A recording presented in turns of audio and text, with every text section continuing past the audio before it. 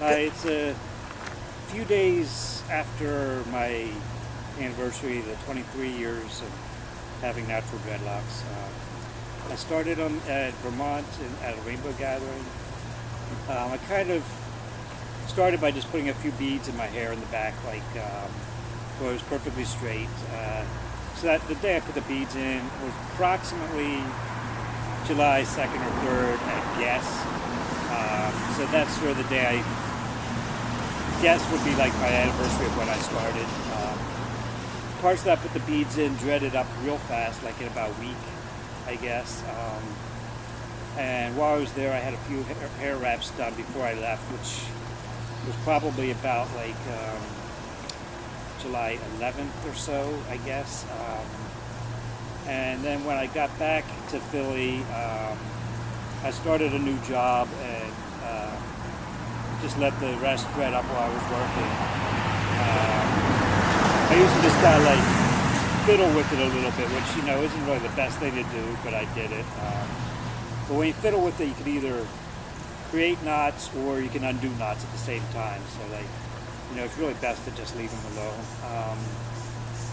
So I wanted to answer like a lot of the most common questions I get, which first of all would be like how long they are, which I get that every day pretty much. And I'm going to try to get a measurement later today, and I'll put it in the description of the video. But before I finish the video, I will back the camera up and get a longer shot so you can get kind of an idea.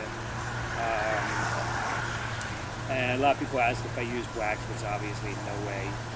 You know, that's one of the worst things you could, well, it's not the worst, but it's one of the most common devastating mistakes, is that like the same people that tell you to use wax warn you against any residues, which they define residues as scent, which scent, in order to be able to smell it, has to be airborne. So it's constantly evaporating off of you, so that can't really be a big residue problem. But they also, you know, they define residues as anything in shampoos that stays in your hair, which they say that that'll make it slick and sticky and prevent it from knotting.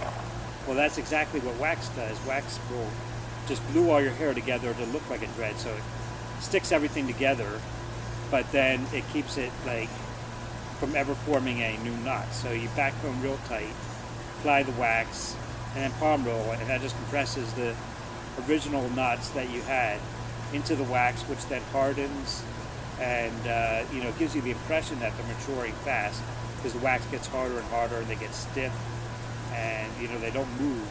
And movement is what creates knots, really. Like, you know, when you wash your hair, the water running down your hair, you can, if you watch it carefully, it'll pull it into sections just from the surface tension. That'll pull the hair together, but it also will start eddying. Every time there's like a slight disturbance in the water, it'll start eddying and like causing turbulence, which helps create tangles and knots. And the wind will create tangles and knots. And so all these things are, you know, all you need to do to dread is just get out in the wind, wash your hair, go swimming.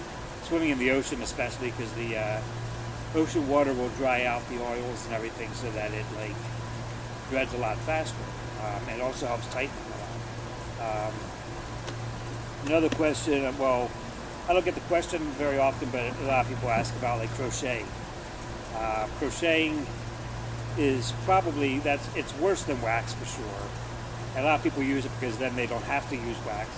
But it kind of backfires because it, well, wax for one will prevent your dreads from ever really dreading. I mean, over years and years and years, they might, you know, get some new knots, but not much. But even 10 years later, if you remove the wax, they can go back to like a state they would be in like at like 2 weeks to 2 months. It also traps dirt and water, which will cause mold and mildew and cause stinky dreads and everything. But like the crochet, that's it damages the hair severely. Every time you push the hook through, you're breaking hairs. A lot of people say that you can do it very gently and there's a proper technique, but I gotta tell you, there is no proper technique that will prevent damage. We have on our site, which is dreadlocksite.com, We have a woman named Pantera who is a real expert in hair. She has been a hairdresser for 30 some years now and pretty much knows everything there is about hair. Pretty much like has a PhD in hair care. And she said that like years ago they used to, when they would do frosting, like frosting of the tips, they would take a form with holes in it and they would take a little tiny crochet hook and pull the hairs through the holes in the form with that. But they had to discontinue that because just that gentle use of just pulling a few hairs through the holes would break too many hairs. So that's why they use the foil wrap method now. But anyways, so that will just do severe damage and just break a lot of hairs, which a lot of people think that it makes neat, tight, very quick dreads, and it actually really backfires because those, when you're recovering from the crochet, all those broken hairs are going to be popping out and causing more loose hairs all along the body of the dread, so they get super frizzy. The other problem with it is it makes it super tight, super skinny, and that's going to prevent anything from happening for at least 6 months while you're recovering. It has to lose that tightness and loosen up enough to be able to move right and be able to dread. So that besides just having to recover, and loosen up and be able to start to dread, you're going to get extreme frizz, which is why people start crocheting over and over again, usually every 2 weeks, which is going to cause severe harm, or every 3 months. Some do it every 6 months, which is like, if you are going to crochet, that's safe, because then it's going to take like 10, 12, 15 years before they're severely weakened enough to start breaking.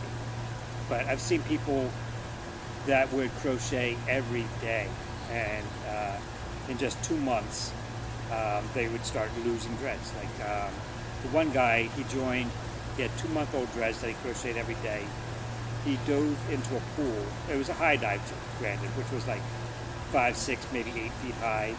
But just the impact of the water, 4 dreads came off and just floated away. It's just like that much pressure is all that took to break them. A strong, healthy dread, I'm pulling, ow, that hurts. I'm pulling hard on that and there's nothing. There's no, ripping sounds, nothing. With the crochet dread, you pull on it, you can hear ripping sound. When you squeeze it, they feel squeaky. It's the broken hairs grinding on each other. They feel hard, they feel stiff, and they feel scratchy, like Brillo. These are soft. They're so soft. With the crochet dread, they feel really rough from all the broken hairs. But what was I saying? Lost my train of thought. The crochet dreads, when they're in recovery, you start getting severe frizz, and then you're going to start wanting to keep crocheting over and over again, and they're just going to get real weak. And a healthy 1-inch stick, which is like about ½ inch. I have some somewhere that are about 1 inch, but a 1-inch dread should support about 1,000 pounds. A whole head of dreads should support 3 full-grown African elephants. That's how strong they should be. Way stronger than they need to be upgraded. But when you crochet once, you're weakening it a little. When you crochet, 10 times, you weaken it a little more. When you crochet hundreds of times, now you're getting weaker and weaker. Because what makes a dread strong is the length of the continuous hair. Now, my dreads are long, and at 23 years, here's a little trivia. You shed every hair on your head every 7 years, just like you regenerate every cell in your body every 7 years. So these are actually 3 sections of hair, but they're not all disconnected at one spot. So it's for all practical purposes, it's as strong as continuous strands.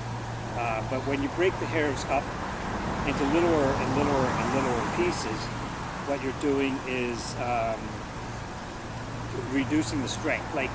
Hemp is stronger than cotton because of the length of continuous strands.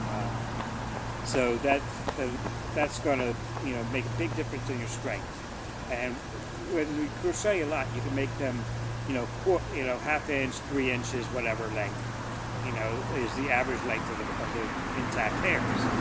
So that's going to be very weak. So they can actually break with ounces to pounds, even grams of pressure on. And it, like I said, it takes about 6 months before they loosen enough to start to actually dread. And what happens, you'll start getting loops. Now, a lot of people will want to crochet those loops in, which is kind of stupid because those loops are the first signs they are actually dreading. The hair will start looping on itself, and then those loops will grab more hairs and loop up, and they will eventually all mostly tighten up. I mean, these were loops upon loops upon loops upon loops, but you don't see them now. You see some surface texture, you know, like, I don't know if you can see that, but it's, you know, not perfectly round, perfectly smooth. It's just texture. You know, and those loops are essential for proper dreading. Some may stick around, which you get some, like, you know, little wigglies and whatnot. You know, it just adds character to them. It gives them, like, their more organic beauty. And anyways, now on to more questions. I get asked about interlocking, not, you know, if I interlock, because that's pretty obvious, but I get asked about it a lot. Interlocking is also notoriously bad. It used to be called root clipping, which then it became common knowledge that it caused dreads to break, caused weak spots, caused balding, you name it. Depends on how it's done as far as balding. But what that does is, like, if you get a weak spot in your dread and it's real thin, some people will tie a knot in it to kind of fix that weak spot, but that's guaranteed to make it break. It might not be for months, but it is guaranteed to make it break. Because what happens when you create a knot is it takes all of the elasticity out of it, and so then when you pull on it, it doesn't stretch, it just snaps. I'm a glider pilot, and my life depends on knowing this. Okay, when we fly gliders, we get pulled up behind a tow plane, and you have to have a weak link at both ends of the line, so that if you're, you know, if you overstress the line, you want it to break at the tow plane, at the glider side first, and if that doesn't break, you want it to break at the tow plane and not in the center. And what if you get a knot in the line? The first thing you do when you hook up the line is you got to check it for knots, because if you get a knot in the line, that's going to weaken that point at least a minimum of 35%. It could be as much as 80%, and that point is very, very, very likely to break, and that could be a devastating, even catastrophic failure. That's going to wrap around the wings, and you're going to crash. So, I have to know this stuff, right? People say, well, you're just making that up, but no, it's true. The other thing with interlocking is, especially when it's done at the roots, they do it way, way too tight, which is also the case with twisting. They twist it tighter and tighter and tighter, and they want to give it a clean, fresh, tidy look. But what that causes is something called traction alopecia, which they sell that as, well, they sell controlled traction alopecia as a clean, tidy look. And that, you'll see the bald spots around each dread, and they think that's neat because you don't have hair showing up on the scalp. No loose hairs and everything, but the roots are going to get thinner and thinner and thinner. So you notice that the tips are a lot thicker than the roots, and the roots are getting thinner, and they get micro thin. And you see all the hair pulling in tight from the scalp into a real thin dread. And the bald spots around the dreads is going to get wider and wider while the roots get thinner. And over time, this can lead to widespread balding. There is a point of no return with this. Okay, it takes years before you get to the point of no return. But even if you've only been doing it for a year, it's going to take a long time to recover, and it's going to take intensive care to recover. You have to massage the scalp with oils, like peppermint oil. There are others, I'd have to look them up, but that stimulate the blood flow to the scalp. Because what happens is you actually kill the follicles. There's no blood flow to them, and they will refuse to grow back until you actually treat them. You know, which can, we had one guy, I mean, I cried when I saw his. It was so far gone. He's had 85% regrowth, but it's taken a year now. But he still has, you know, bald spots about 2 inches around on the center of his head. Before that, it was all over. I mean, it was a mess. He had lost about 8 dreads, and he had just, I mean, big, massive patches of bald spots, because he had been twisting like every week for 12 years, which is granted excessive. I mean, every 3 months, you're still going to have problems. Every 6 months, it's sane. There are better ways to do it, just to use the popping method to separate. Twisting, I mean, it's mostly for separation, but it's also for that scalp relief. But if you just do it for separation, like, I mean, if you just use the popping method to separate, you're not going to have any problems at all. What you will get when popping is you're breaking the connecting hairs between dreads. So you're going to get some of these loose hairs between dreads. You don't have to do nothing about them. You just leave them alone. When they get long enough, they form baby dreads like this. This was all loose hair about 6 months ago. Same with this. You know, and, I mean, this is starting to here. You know, and all you have to do is just leave them alone. With Caucasians and other, you know, non-Africans, it takes about 6 inches before they start to dread. So you are going to have some fur up there, you know, but it gives it a softer, more natural look, you know, not the real harsh look. With Africans, though, I mean, that much. That's all you need just to start to dread. I mean, but they, you know, they make you think that if you get that little afro around there, you know, that it's untidy and you're not going to get a job. You know, but this is the strangest part, okay? They try to tell you, I mean, first you're thinking, oh, I'm not going to be able to get a job with dreads, which is a myth, of course. You can get a job with dreads. But then they make you think that if you have loose hair, you're not going to get a job. I mean, if the job cares about the dreads, they care about the dreads themselves, not about the loose hair. They would prefer they have the loose hair. So it's kind of really makes no sense. But it's really just what salons will tell you, because they want to take your money. They want to take it every few weeks, every couple months. You know, it really depends on how busy they are, how much they want you to come in and get it done. If they're very busy, they'll say every 3 months. If they're not very busy, they'll want you in there every 2 weeks. You know, it's just the way that they make money, and they make a ridiculous amount of money. More than lawyers, more than doctors. I mean, they make about $100 an hour.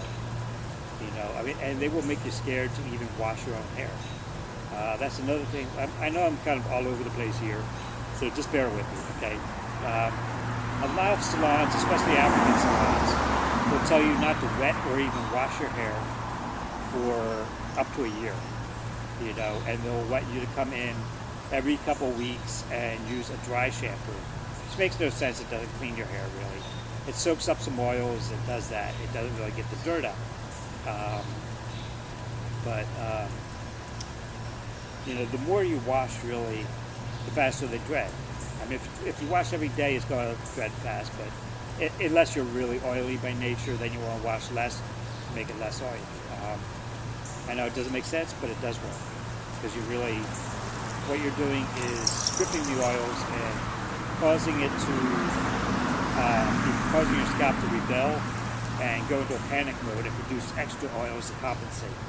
Because you really do need some oils to be healthy, but you don't want to be too oily or the dreads will just slip out. So, I mean, really, washing every 2, 3, 4 days is optimal.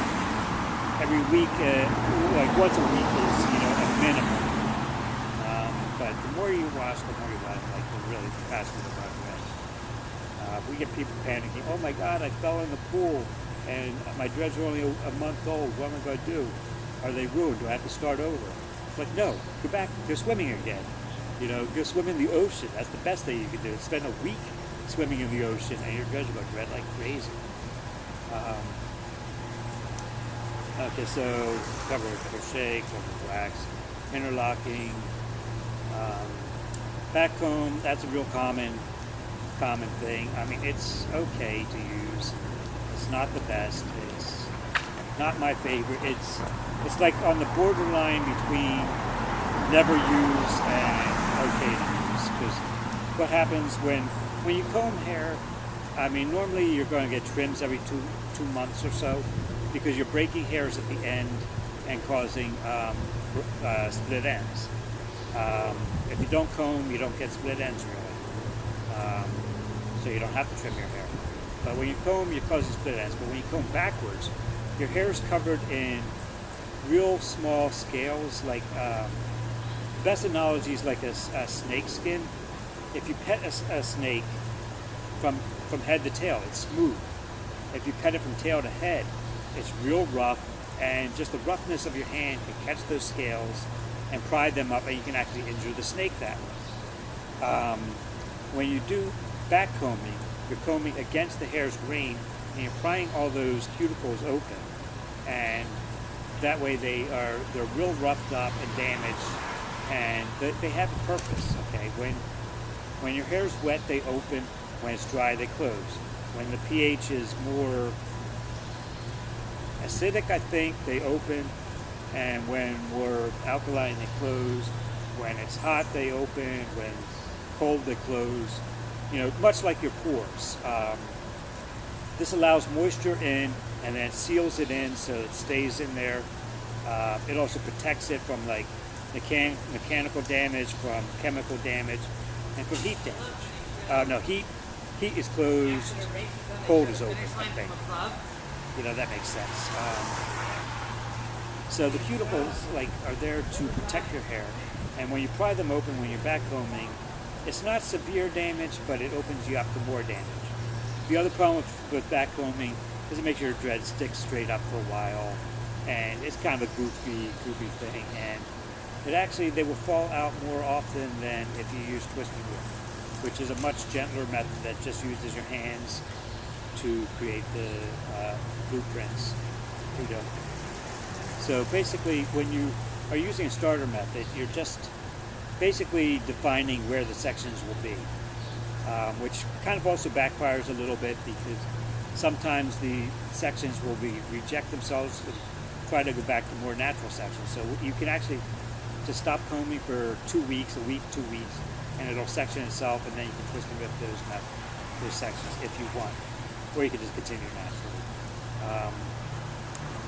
But what happens if it rejects the sections is you get a split in the roots. It'll form like a Y, and it'll try to separate into two separate threads.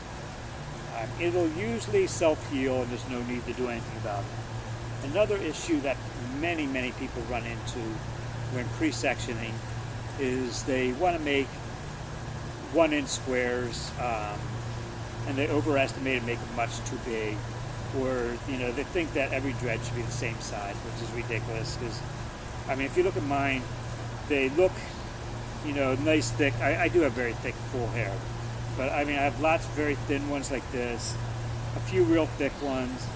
I mean, it's a blend of different sizes that blend all nicely together and give you a much thicker, fuller looking hair. Because the thick ones give you body, the thin ones fill in gaps and everything. And when you section it too rigidly, you get a lot of gaps between them, and it just looks weird. And the other thing is, especially with twist and rip, is the twist and rips will look real thin when you make them. They thicken up a lot as the threads. Same thing with twists. When you twist, if you don't keep twisting, they thicken up a lot. So they'll start as big as 2 inch, even 3 inch sections, and they'll get real thin threads like this. But those will thicken up to the size of your arm, and that'll cause all kinds of problems. Which brings me to thick threads.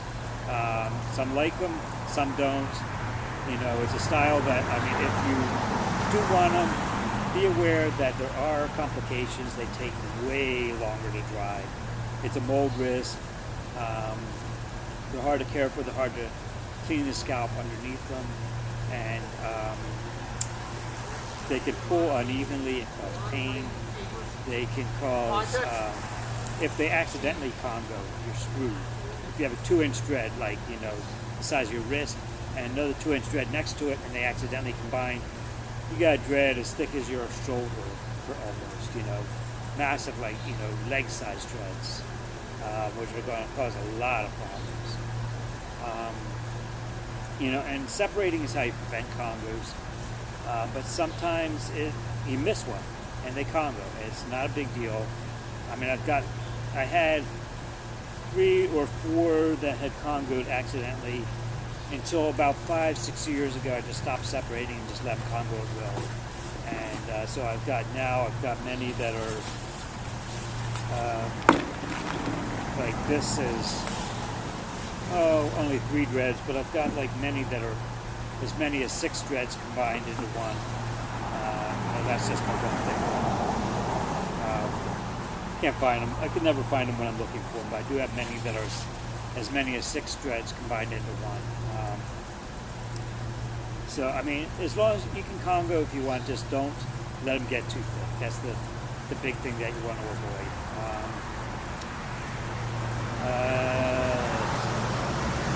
What have I skipped? I think that's mostly it. The other question that I get is, will I ever cut them or trim them? I'm like, nope. That simple? Nope. I've been offered up to $10,000 to cut them. You know, I found like my parents were the least supportive people in the world. So like they had offered me up to $10,000 to cut my dreads off. And that was at a time when I had never seen in my life more than 1,000. And I mean, it would have been nice to have 10,000, but not at that cost. I think that covers all of the questions. I get asked a lot. If you have any more questions, ask them, and I'll try to come out here. Okay, and I wanted to give you a full shot of how long they are. Also, about 3 other questions I get asked a lot. One, yes, I do have dreads on my beard. I had 5 or 6, but I let those congo as well. And they are down past the ground, about a foot longer than I am, I guess. The other 2 questions I get a lot aren't really about my dreads, but yes, I am in a wheelchair. I had a motorcycle accident the same year I started growing my dreads. And the other question I get, which is a lot of idiots really, they're like, yo, dude, you're, you know, they don't even say you are, they say his elbow's fucked. But yes, my elbow's fucked up. I was out in the woods up in Northern California. I didn't think where it was. And I had a sore on my elbow from like the mountain bike tires. Just wearing a sore on my elbow. That's why I got this on there now, because I had another one that's healed up now. But I got an infection in it that went into the bone, and the doctors hacked it all to pieces. They took out the bursa sac in the elbow joint. So the elbow joint kind of just slid back and formed its own joint. And I'm tired of hearing those questions all the time, so I figured I would finally explain that, and hopefully that'll end all the questions. But I just basically just wanted to give you a full-length view of how long they are. And it's raining. I gotta go in, get my camera out of the rain to start pouring. All right, so that's it. Here's another view.